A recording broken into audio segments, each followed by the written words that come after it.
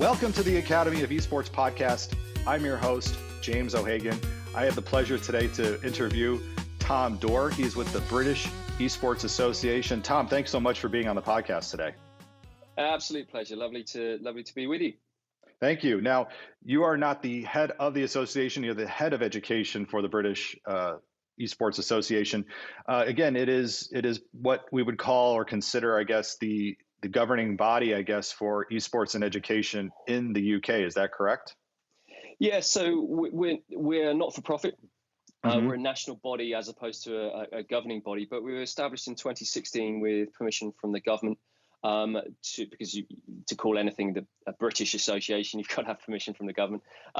So we represent grassroots esports and working with young people essentially to raise awareness of what esports actually is, to promote esports and to try and inspire future talent really, and to advise really all stakeholders within the industry what esports actually is and what great opportunities there are therein. And it's kind of nice, given that the UK is a small entity and everything's really well connected. I guess in the United States we have all our different state associations. We've got several different national associations. We even have my friend Miguel Gill. Yep. He helped found the United States Esports Association. But in the United States, it's kind of like it's a much bigger entity because we are so spread out and because we have so many sections. In Great Britain and the UK, you have your association, and that is for the entire country, including, and not just the country, I should say, Wales, Scotland, Northern Ireland, and Britain. Yeah, look, there are some entities in Scotland, in Ireland, and in Wales that have established themselves to represent those countries for esports. They're commercial organisations, whereas we're very much not for profit. We have a very close partnership in the US with NASEF. And we very much share those sorts of same values with NASEF. So that will give some of the people tuning in, more of a hook around the type of organisation that we are. We have an advisory board, a voluntary advisory board that meet 4 times a year. And on that board, we've Andy Payne is our chairman, who was the chairman of the UK trade and industry body for the interactive games industry. For 10 years. He's got an OBE for services to the games industry that, one of the pageantry things that the royal family give out for his services to the games industry. Ed Vasey is the ex-MP for digital. So he's our vice chair. And then people like Garvey, so Mark Candela from Twitch, he sits on our board. Mick O'Dell at Odie, who was the founder of Team Dignitas that the Philadelphia 76ers bought. So he's now works for Rec Global and leads the London Royal Ravens in the COD League. So it's people with that sort of standing that then volunteer on our advisory board to give us, our exec team, the guidance and support that we need. All right. And what, I guess, previous episodes of the podcast, I interviewed Aidan Boylan, who is with, he's the CEO of Irish Collegiate Esports. And the picture he painted was very different than what we have in the United States. What is the state, not so much, I guess, of collegiate, because again, when Aidan talked about high school esports in Ireland, it was, sorry, I have a cat who was deciding to use my table as a scratching post suddenly. Aidan didn't paint a very positive picture, I guess, of esports in Ireland at the high school or secondary school level at this moment, just because, certain areas of the country are very not connected. Esports doesn't have a prominent role in the GAA or in schools. What is the current state, I guess, of British esports at the high school level? Yeah, absolutely. And certainly in an area that we focus on. I'm a teacher myself. I've been teaching for the last 15 years as well. I still teach 3 days a week. And so it's something that very, very much is still growing. A lot of my role as head of education is to speak to different stakeholders within the school system, seeing it from the teacher, from the students, but the teachers right the way through the senior leadership, and then at the sort of the regional level and government level to really raise awareness of what esports actually is, and therefore the benefits that can be gained from engaging young people with it. Look, I think it's fair to say it's growing. We run the national championships, the British Esports Championships for schools and colleges, and this is the second full season that's run this year. Last season, we had about 140 teams playing across Rocket League, Overwatch, and League of Legends are the three games that we use. This season, we've had just under 300 teams playing. Wow. So which shows that we've doubled the numbers year on year, and that's where we're hopefully going to continue to grow.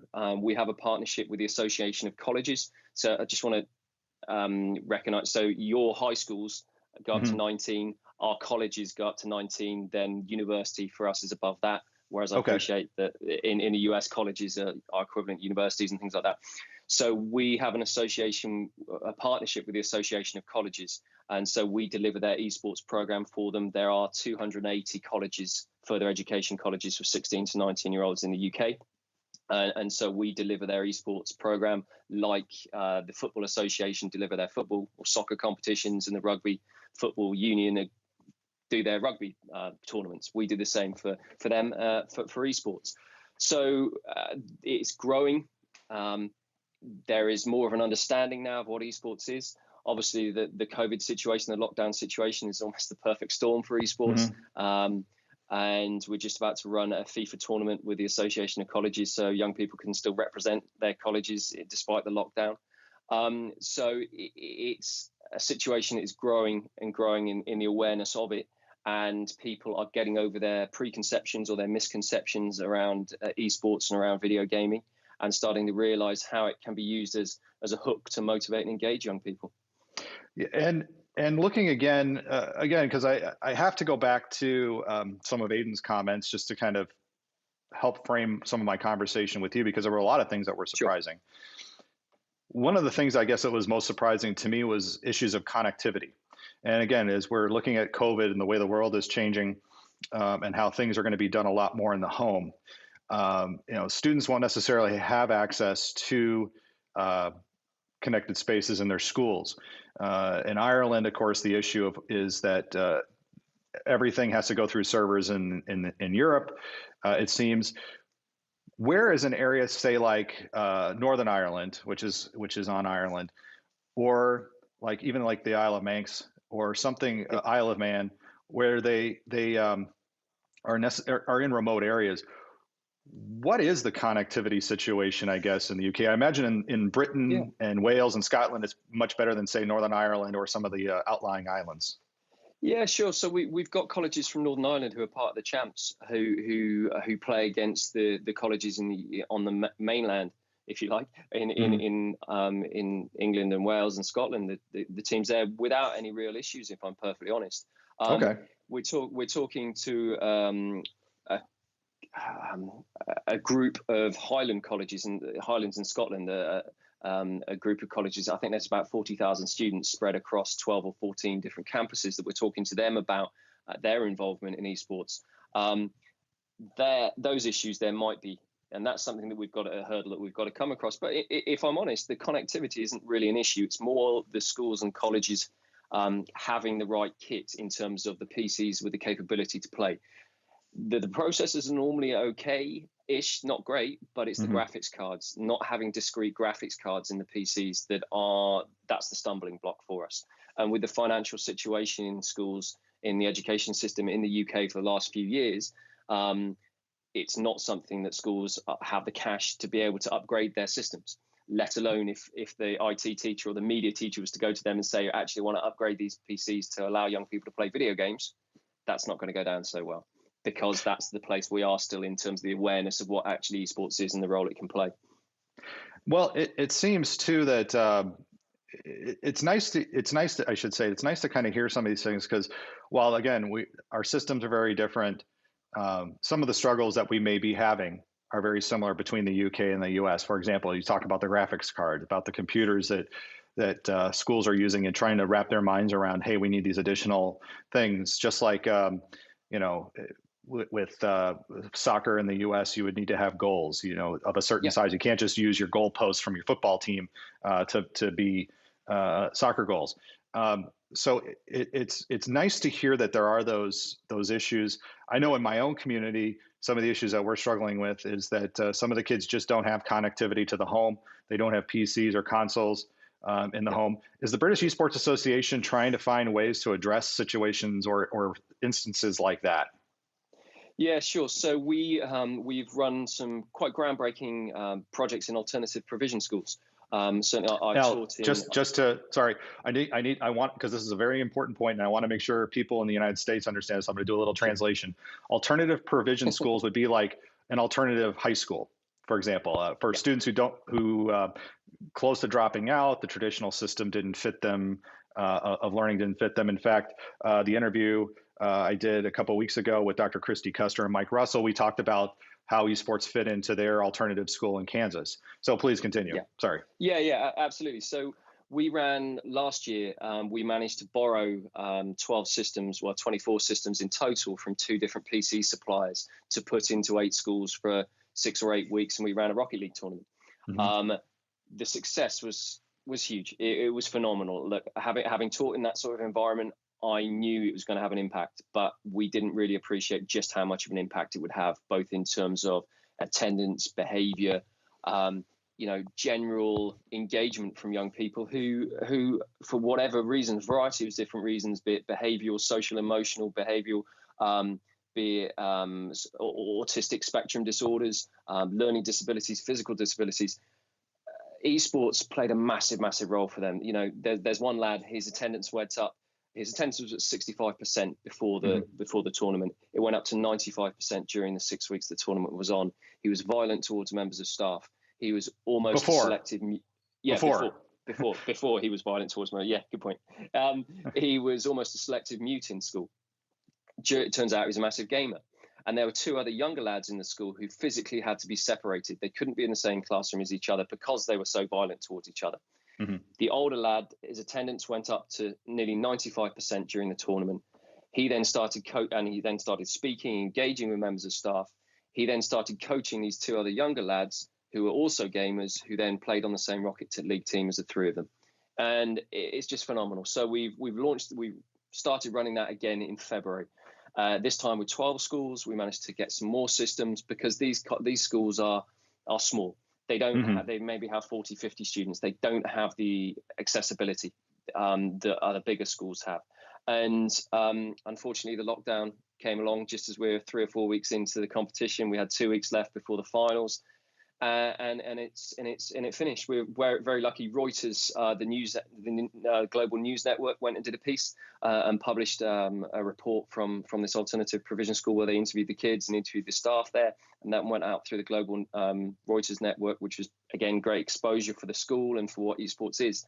Mm-hmm. So we're trying to help from that point of view and engaging disadvantaged young people and disadvantaged communities as well. And I think that's something that there's a greater role to be done to inclusion, essentially, accessibility, wider accessibility, and that's something that we're working on different projects to try and help. Yeah, and again, I think it's so easy the low-hanging fruit for esports, if you will, in high schools and secondary schools is getting those students who are already kind of engaged in it or are engaged in school already, who do regularly attend. It's finding these pockets and finding these instances where esports is going to be most beneficial for students who are not typically connected, who don't want to associate with their school. And what you demonstrated and described is a situation just like that, where a lot of times, we do look past kids in alternative learning programs because the mindset, again, because as somebody who has also worked in alternative high schools here in the United States, a lot of the mindset is we just got to get them credits and we got to get them graduated. Yep. And I started my alternative education experience in Rockford, Illinois at Roosevelt Alternative High School. And luckily I came in the same year as a new principal, and Dr. Heidi Huey, who I worked with, she did a fantastic job of, I guess, almost throwing open the doors. The alternative school is kind of like this place where kids go and they kind of disappear. And then hopefully a couple of years later, they come out with a diploma. She made a very good effort that's kind of changed culture in the city of Rockford and in the school itself, that has made Alternative education, not a scary thing, not a place where kids go to disappear, but a place that is embraced in the community. And it's just, again, finding kids that learn in different ways. My virtual learning program that I have right now, in some ways I refer to it as the land of misfit toys, where there's kids who, for whatever reason, connect better through virtual learning than they did with their traditional school. But we can't forget, because we are so focused on credit attainment and graduation, we cannot forget that we're also trying to build these kids up socially as well too, and provide them social connections, because a lot of these things, alternative learning and virtual learning, can be very socially isolating. So we need things like this right now, more so than ever. Absolutely, and that's an approach that, and it links back to your earlier questions in terms of how it's perceived and how it's taken over here. And one of the things we very much push is the holistic character skills. It's the opportunity to engage a wider demographic of young people. And if you're not into traditional sports, music, art, drama, the traditional extracurricular activities at school, where you get that are acknowledged by educationists as developing these holistic character skills that we want in young people, but you're not doing that. Where are you getting the teamwork, the leadership, the communication, the social skills, the decision making, all, problem solving, all this stuff that we know employers, universities and then employers want? Where are the young people getting it from? If they're into all things tech, if they're into all things digital, if they're gamers, if they're massively into this. Our friends at NASEF use this expression, which we've used, and you may have heard it on the podcast before, about esports being a Trojan horse. In a lot of ways, with which you can then deliver all sorts of other programs and bring all sorts of other things into learning programs and things like that, but using esports as the hook to motivate and engage, and as the vehicle to motivate and engage. And that's something very much that I spend a lot of my time trying to speak to educators and senior leaders and the decision makers within the education system in the UK about, essentially. Yeah, and I know one of the terms we don't like to use, because this isn't that. I personally don't like to equate esports and gamification together. As our friend at NASEF, Kevin Brown, says, basically what you're talking about is chocolate covered broccoli when you do gamification. We're talking about using esports in ways that are intrinsically motivating for kids to be a part of something where they see the real connections that are meaningful to them. We're not asking them to do a task that they wouldn't normally do. We're asking them to see a broader perspective of their learning opportunities and things that they can accomplish through esports that maybe they never really connected before, like health and wellness, like doing IT work, or even thinking about creative writing, marketing, branding, art. All those things that they may have had an aversion to in the past, now we're showing them through esports just how big of an ecosystem this is and how it can touch on all these other things that they're interested in authentically. Yeah, absolutely. And it's because the esports industry is being driven by an age demographic of younger people. It's not something that senior decision makers, and look, I'm in my 40s now, and I'm in that age. How engaged young people are with this anyway. And so therefore it's opening people's eyes to just how this engages young people anyway. And so therefore how it can be used. Yeah. And sorry if you lost me or I lost you for just a second. I don't think I did, but I had my AirPods all of a sudden decided to randomly disconnect. Don't know why. Yeah. But yes, to your point about, this, again, the Trojan horse, not the chocolate covered broccoli. We are looking at things in intrinsically meaningful, motivating ways. The thing I talk about a lot of is self-determination theory. Kids want to feel a sense of autonomy. They want to feel a sense of relatedness, and they want to feel a sense of competency in what they do, to be intrinsically motivated to do something. And again, especially when we're talking about those kids in alternative programs, a lot of them have for years been systematically told they are not competent, that they have no autonomy, and they don't feel a sense of community. As you were talking about, even to the students that you said was violent towards staff, or two kids who could never be together in the same room. And we've seen this a lot in alternative learning.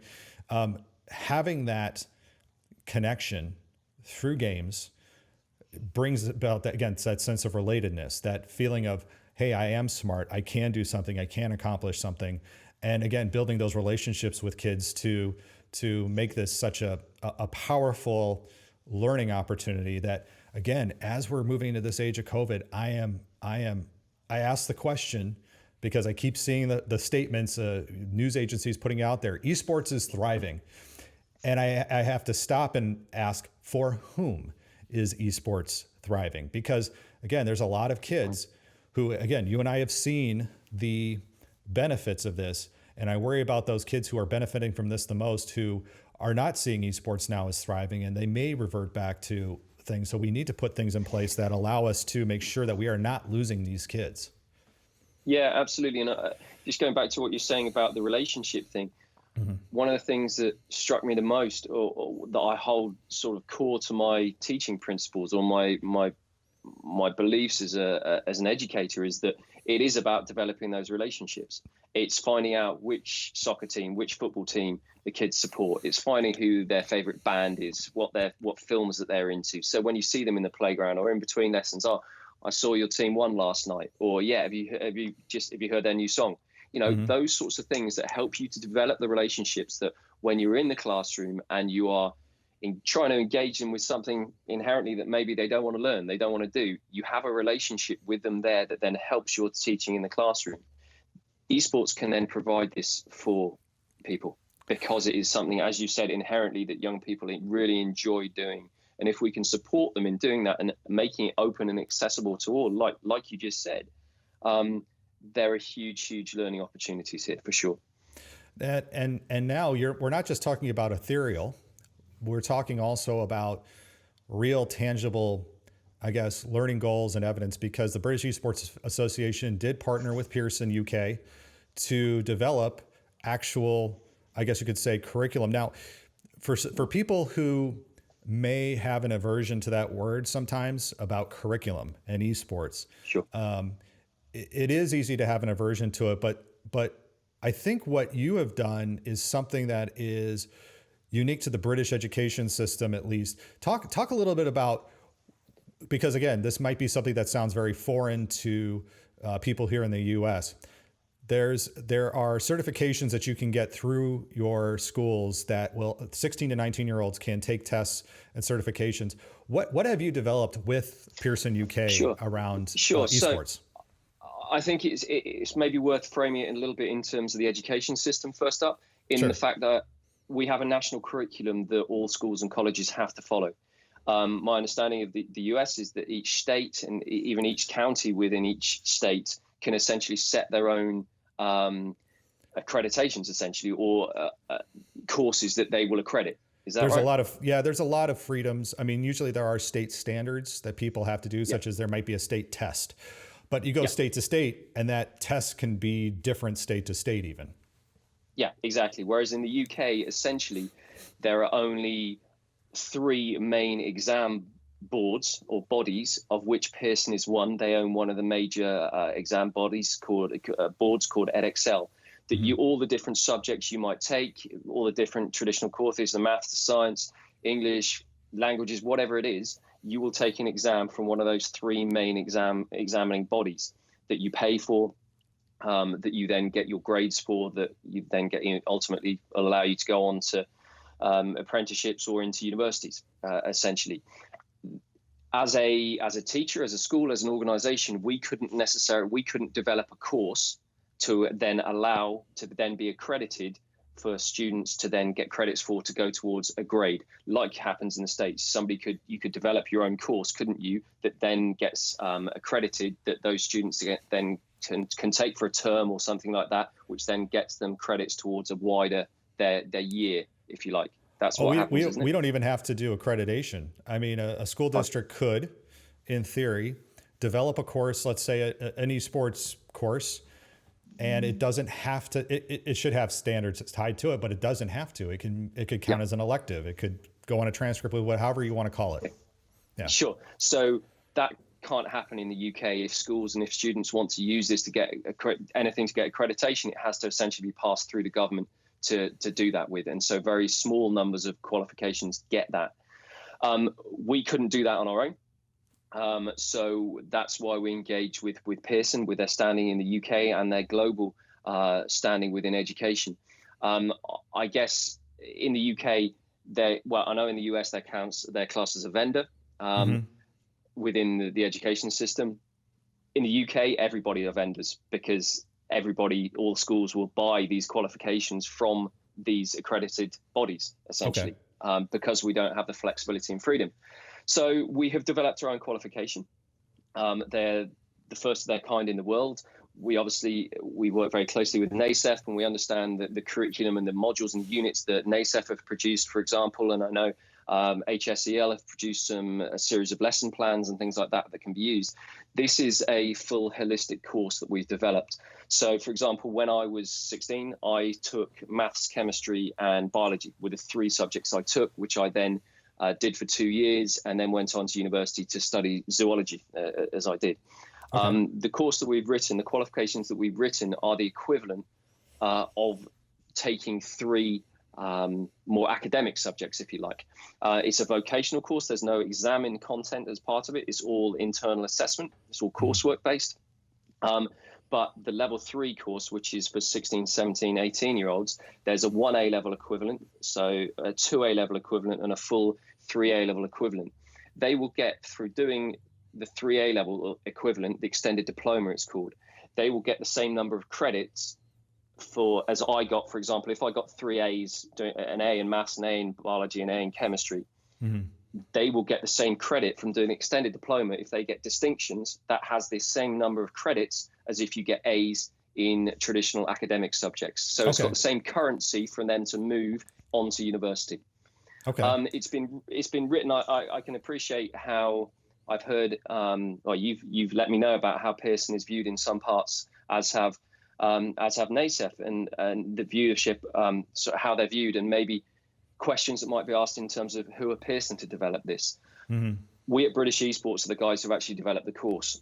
So, for example, myself, with my 15 years teaching background and my last 3 or 4 years working for British Esports, one of my colleagues, Gary, who's a lecturer at college in games design, he's got a background in animation and games development. He used to work for Ubisoft before he became a lecturer.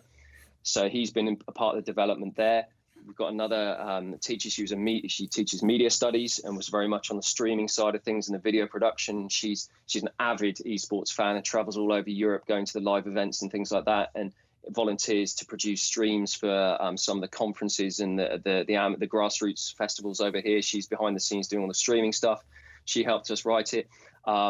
We've got shoutcasters that we've worked with over here. There's a unit in this course about shoutcasting. So one of our Kieran Lowe, his name is Ex-Scoundrels, is his tag. He helped us to write the shoutcasting unit, for example. So it is very much British Esports who've written this course that Pearson have then helped us to accredit and helped us to go through the accreditation hoops, the legislative hoops, to get this course accredited, and hence our partnership with them, that they will now use in their global networks to promote around the world. And I want to make sure that people understand too, that again, a lot of the hesitation that a lot of us have about Pearson is usually it's related to cost. And a lot of us have, especially in high school esports in the United States, have tried to keep costs as low as we possibly can. NACEF still has their free curriculum that's available to everybody. HSEL and Microsoft have developed the curriculum with Mike Russell and Dr. Christy Custer. And we shouldn't take this as necessarily a threat, but as something that is to be fairly explored, just like anything else. We need to be academic. We have to be intellectually honest with ourselves and take a good look at it. And knowing, again, that this wasn't developed by somebody who has never taught in the classroom, who is sitting in a cube somewhere, in, I think they're in Glenview, Illinois, which is where their U.S. headquarters are, which is about 30 minutes south of me. Okay. It is fair. And I think it does, as Pearson starts to bring this out into the world beyond the UK. And I think when we talked previously, you were talking about, the British education system is very popular worldwide. So we're talking Southeast Asia, India, other areas that have adopted a British system. I think the Middle East, especially. Middle East as well. Yeah, it's absolutely. We need to be fair in evaluating this again with intellectual honesty, because again, this is not the work of one person. This is a work of a conglomerate of people who are involved in this in the education realm, who do have, I think, ultimately students' best interests at heart. And, I know that if I had the time and money to be able to do something like this is something I know that I would have loved to have done as well.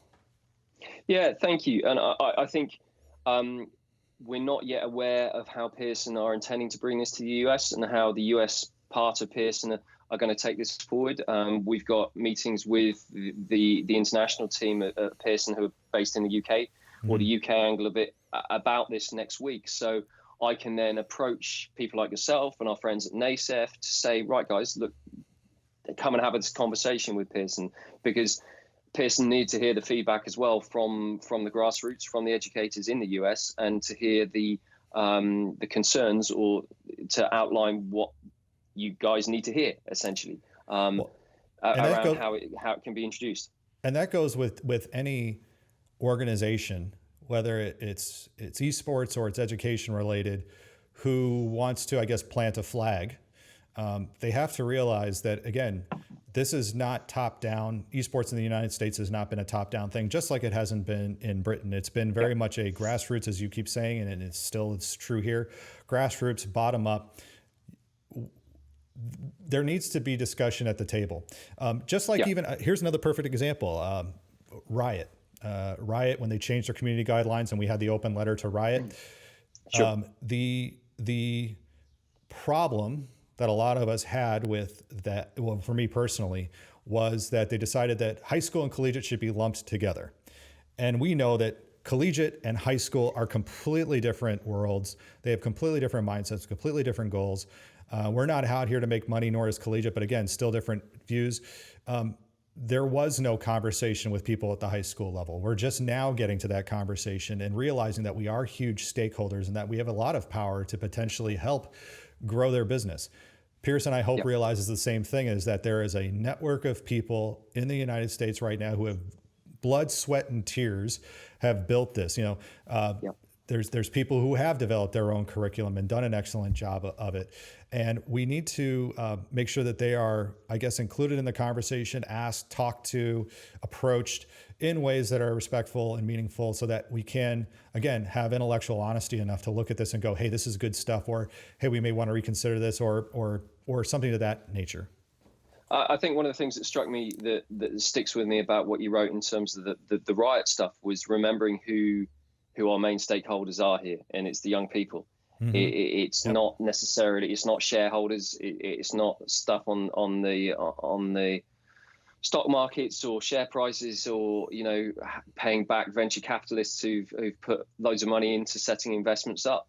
Mm-hmm. It is the young people, and we need to understand what is best for the young people, and how certainly in the high school sector it's different in the esports scene, the wider esports pro scene and things like that. Of course, that's different. But working with high schools, we're working with young people, and we're working with state-funded or public-funded organizations in high schools and schools. And so there has got to be an understanding there. But look, it's messages that I will very much be pushing with Pearson so when things do get brought to the US, hopefully conversations or these sorts of messages are heeded essentially along the way. And what's nice too about what you just said to me is, again, the state of the world right now, where economies are currently shrinking. Again, COVID has taken hold. Venture capital money can start to dry up, or resources will start to shift. What's nice to know about a group like the British Esports Association, like my own, the Wisconsin High School Esports Association, NASEF, we are non-for-profit. And we are focused, and even if, let's say, everything imploded, even in our associations, there are still people involved at this, again, at the grassroots level, who are doing this for nothing, who will make sure, because we agree that the educational value of this, the connections that we're making with students and the things we're doing, we will find a way. We will find a way through all this. And right now there are troubled times where, again, issues of equity of access around technology, but those are solutions that can be found. Those are, and again, there's good people involved in this right now who, if everything else collapses, HSEL, Playversus, even NASEF, we will still all work together to help kids somehow, some way. Yeah, absolutely. And I think as high schools, as we move on, equipment will get better. Schools will upgrade their systems, will upgrade their connectivity. And one of the things I very much push is that actually when you are upgrading your next PC suite, or when you're upgrading systems, just have half an eye on the specs that are required to play esports. It will then help, or it shouldn't be the driving point, but actually if you're upgrading systems to better teach computer science, to teach design, to teach animation, all those types of things, or the new media courses, then actually a sideline of that, which can then be used to engage and motivate kids, is the playing of esports, is the setting up of an esports club, of an esports program as well, that can then be link into the STEM subjects, that link into the teaching of computer science, the different new media courses as well. Yeah, I look at, I know a lot of people have made investments in Chromebooks over the years, and I do enjoy the Chromebook platform personally. Yep. I look at it educationally, and just, again, if the Chromebook is great if you're going to school, if you do have a lab that's available to you.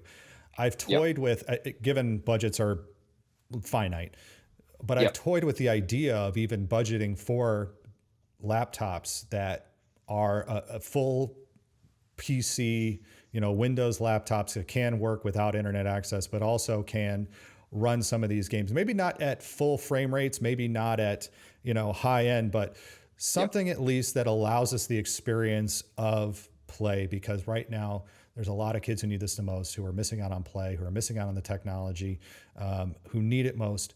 And so to your point, I think that is key, to have that eye towards not just being connected, but what is the quality of that connection that kids can have through technology. And I think, just sort of thinking about it now, it's not really something I've thought about before, but the role of the different tech firms and different publishers and things like that in this, from a CSR type of point of view, sort of corporate social responsibility point of view, the role that they should maybe be playing in this space a little bit more. And we're very lucky. We have very good relationships with the publishers and work under community licenses because we're not for profit, because we're not offering prize pools. The whole scholarship system that you have in the US, where I know that's what different organizations are doing and giving prize money out for scholarship funds. That's simply nothing. That doesn't work in the UK. That doesn't happen in the UK anyway. We don't have scholarship programs and things like that. So it isn't about the prize money. It's not about the prize. It's just about competing. It's about taking part. It's about participation. It's about competing. But maybe there's a role as well there for the developers, for the tech firms to support more in this way as well, maybe. And I hope as we grow, not just in the UK, but the high school, the education esports space, that big organizations will realize the opportunities that there are for them to engage here. Both they will have a commercial hat on, of course they will, but also from the what they should be doing, from a moral point of view of what they should be doing anyway. Well, Tom, if we had it our way, I think things would be a lot different. But it's nice to know that there are people, again, in large associations that do share a lot of these sentiments. I know that there's educators across the world who are involved with esports who share these sentiments. And again, it's nice to know that the work that you all are doing is on a very, while the UK is geographically a very small country, it does have a large footprint across the world. It is a world leader. So I really appreciate your efforts with the British Esports Association and everything that you all are doing. I'll give you the last word, Tom. Anything else you wish to share or promote before we sign off? Look, I just think it's an opportunity. Esports is an opportunity to engage across countries and across borders, and certainly something that we're going to be working on, or we are working on, is this cross-country competition. That's something that will be the next step, and we're working with various different organizations to try and make that reality, and our friends at NASEF, to try and bring some competition between different countries and young people from around the world, because that will really take things to the next level as well, to their shared passion for esports, which we really need to engage with more. So look, it's a great honor to be able to speak to you. and to highlight the similarities, to highlight not the differences, because there aren't many differences, but that people share the same views and that we're on the same pathway in terms of promoting what esports is and the opportunities it provides to engage young people. Fantastic. Tom Dore of the British Esports Association, thanks so much for being on the Academy of Esports podcast.